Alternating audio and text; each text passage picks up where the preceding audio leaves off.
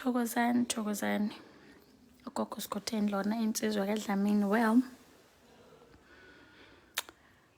I want to quickly remind you of something. I want to remind you about yourself. In life, nobody wants to be a failure. Like, nobody wants to be a failure.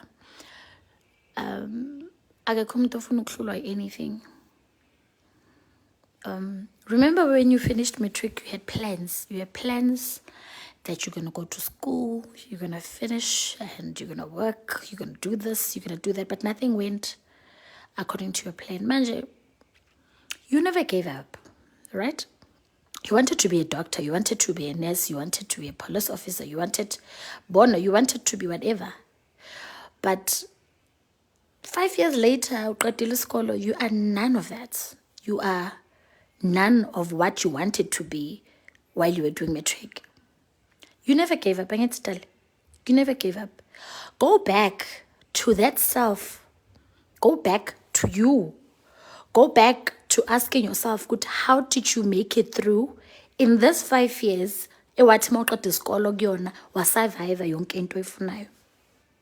Go back to that inner person okwazile uku-overcome ama situations enyeke uqabanga ukuthi ungawa overcome. Yakhumbula that one point you were crying, ukhala, uzibuza ukuthi why me?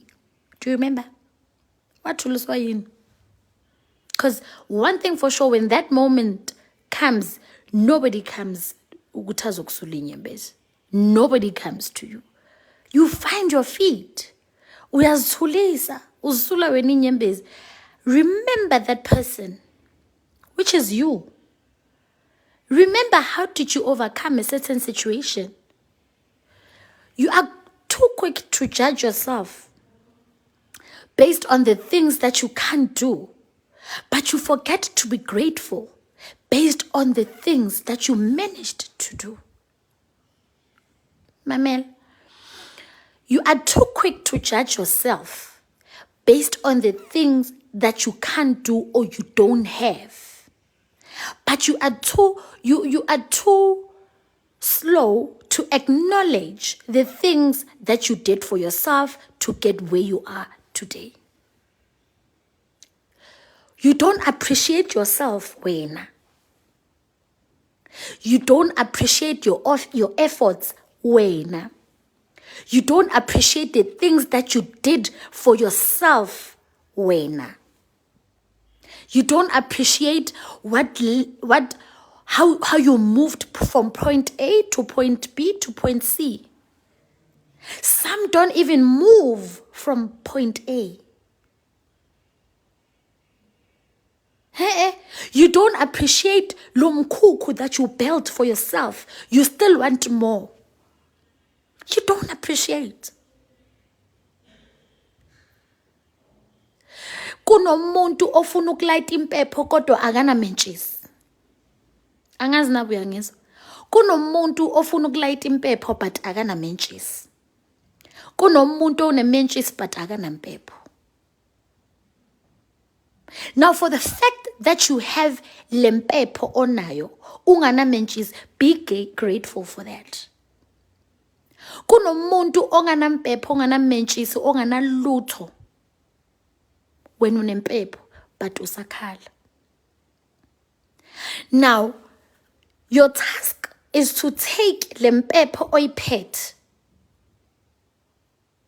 Ubone ukuthi uphuma kanjani ngayo since ungana mentshisi. Not to throw away lempepho oyiphethe. It's not about impepho. Now, kunomuntu osebenzayo but akana mndeni, akana happiness, kuyabheda nasemshadweni wakhe, depressed, but uyasebenza, une-income. Wena awusebenzi but unomndeni, you are not depressed. Uyangizwa ukuthi ngithini? Now, everywhere in life, There's something missing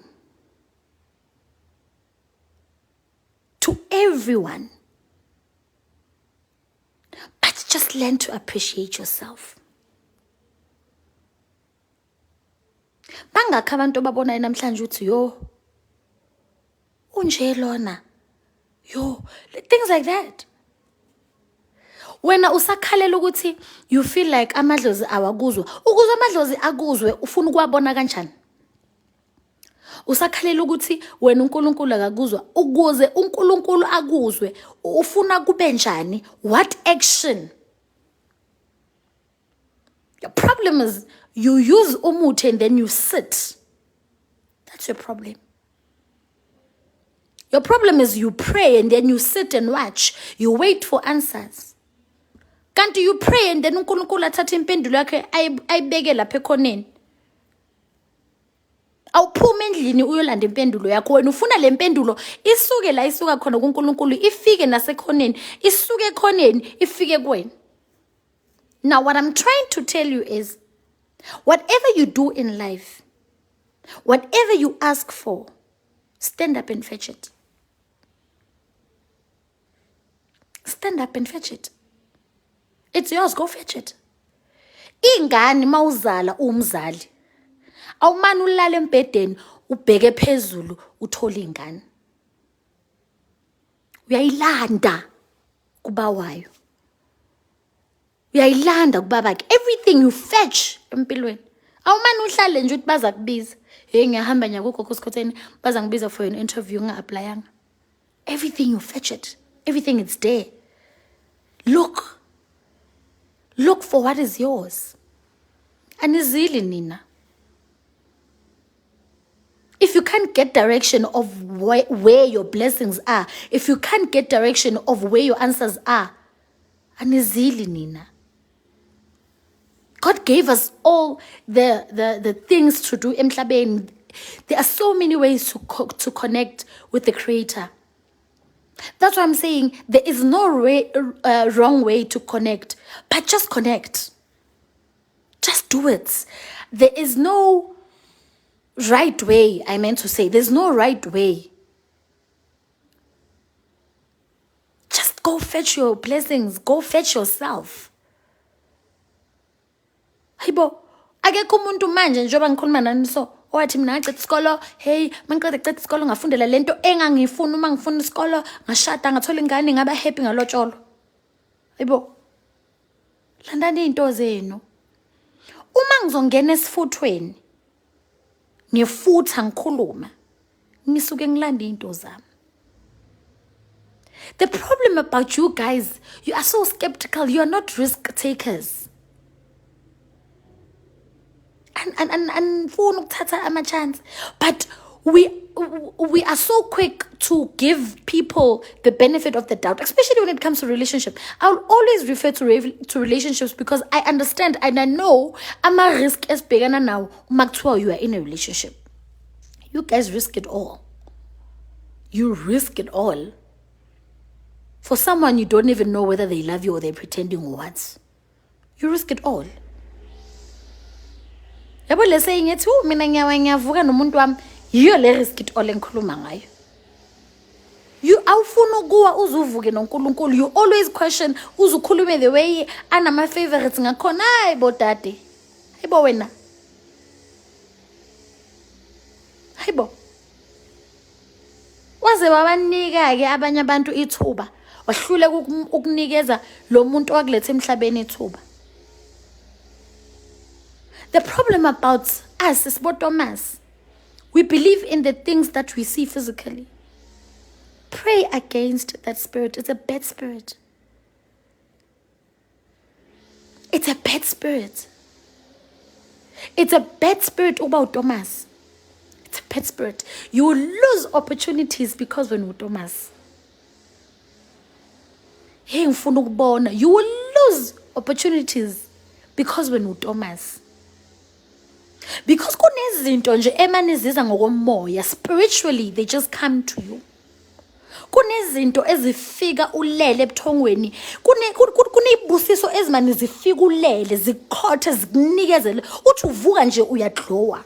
Uthi uvuka nje uthola ama-calls, hey, this, come for this, hey, do this, do that. Stop looking for physical things in order to understand or to receive what is meant for you. Akenjule. Yazi ma umfazi uzuguqe unikeza indoda iplate, you want to look good. Hey, akenekeleni ukuyikhohlisa. No woman would want to look good nje, just. Bese nizokhohlisana on social media, need to know, just for control. No. Anyeke ngiphume endlini ngifuna ukuba Beyonce and then for myself. Yes, I will do it for myself and for other people to see ukuthi ngu Beyonce. Anyeke uqhine i-hairstyle entsha ungashuthi. Anyeke. Enhle futhi. You'd want to take a picture and you'll want us to see. Right? Yes. Now when your relationship with God, right? When your relationship with God looks like Beyonce, you'd even write motivational quotes about God. But when that relationship is ibola, ifana nenye artist enyeke ngisho ngegama, you want to start changing. You forget. Pick yourself up, mtasi. You cannot continue like this. We all had our moments in life. You all had a time whereby uthulele or uvuka ubone kungahlangani. Yeah, uhleli ubone ukuthi yazini nothing is coming right. Ukhale. Ngiyazi ke futhi those who doesn't have parents, they'll ask themselves, "Onkos, mama uyangibona na, baba uyangibona na," and you would cry. Remember that year? What kept you going? Some people can't even manage that. They kill themselves. What kept you going? That's what you need to remember. Each and every day, be motivated. Each and every day, make that day count.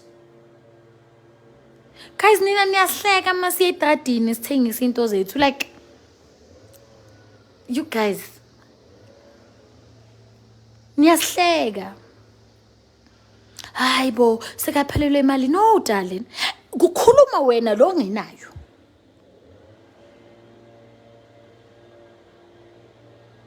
Ask God to give you wisdom. Do you know that you pray for wisdom?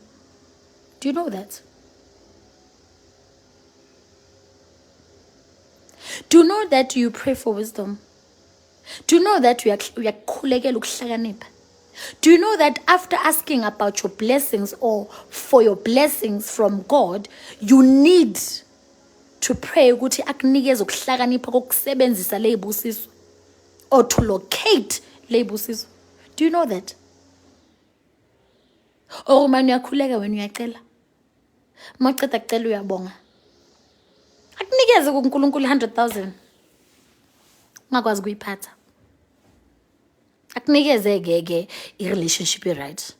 Ungakwazi kuyiphatha. Ayibo, kunokuthi ngithandazele i-relationship, kunokuthi ngithandazele imali, ngamani ngithandazele ukuhlakanipha, because i-useless imali efika emntwini ongahlakaniphanga. I-useless. Very useless. I-useless. Ku-useless uqala ibhizinisi ungahlakaniphanga. Now uma ngikhuluma ngokuhlakanipha, ngikhuluma ngokuhlakanipha kwasesikolweni mina. I'm talking about wisdom. Nature wisdom. Life wisdom. That's what I'm talking about. Yes, uzoyiqala ibhizinisi. But uma ungahlakaniphanga uzoyenzani profit? Uzoyenzani profit? Dala sibabona thina abantu baqala bathengisa ngemigodu, baqala bathengisa impahla amatekinyana online, benzani namhlanje banezitolo zabo zinkulu. Namhlanje lo muntu oyethengisa spinach uyi-supplier somewhere at some big grocery shop. Never take what you do for granted, ayibo. Never take what you do for granted. Guys, nihlakaniphile nina. Net anifuna ukunderstanda. Anifuna ukunderstanda. Lastly, anifuna uku-appreciate her. That's my problem. You guys don't want to appreciate. You don't appreciate yourselves. You can never, ever appreciate into angaphandle or into ethola somewhere ungazi-appreciate wena. Kunabantu abanganamehlo abangabona u-appreciate ukuthi unawo. Ubona ngathi uNkulunkulu wenzela wena ifavor. Hayibo.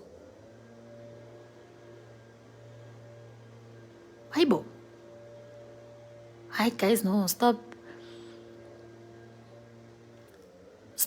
believing that you are nothing or you are nobody. You are something. Just take your time. Buyela back to ubuwena. Take your time. Kancane, you'll get there. Eventually, you'll get there.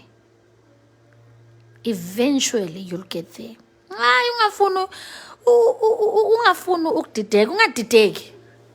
Inkinga yenu ukuthi nilandele izangoma eziningi. Yabona ku-page lakho uthola ukuthi usesha zonke izangoma, abogogo nyoka yamanzi, abogogo phula idolo, abogogo magwaza, abogogo gwaza idolo, abogogo skhotheni. Bega, you have a lot of motivations and they are all different. No, you don't have to appreciate yourself first. You must appreciate the next person. Nizi confuse